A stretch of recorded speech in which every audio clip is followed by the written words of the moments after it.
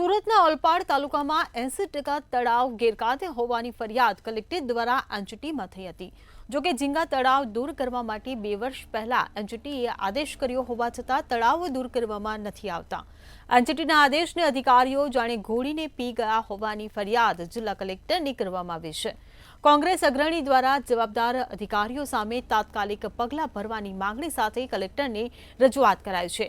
જ્યારે કેટલીક જગ્યા પર ઝીંગા તળાવ દૂર કરવાની કામગીરી કરવામાં આવી હતી, તે જગ્યા પર પહેલાની માફક તળાવો કાર્યરત થઈ ગયા છે, જેથી તાકીદે આ તળાવ દૂર કરવાની કામગીરી કરવામાં આવે તેવી માંગ કરાઈ છે।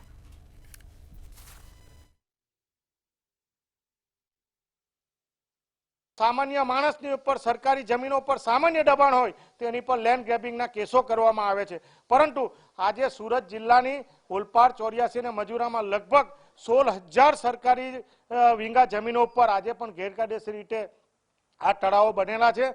माननीय कलेक्टरश्रीने मैं रूबरू मळीने विनंती करी छे के तात्कालिक असरथी सरकारना हितमां, लोकोना हितमां अने खेडूतोना हितमां अने आ विस्तारनी जमीनो तात्कालिक असरथी खाली थवी जोईए।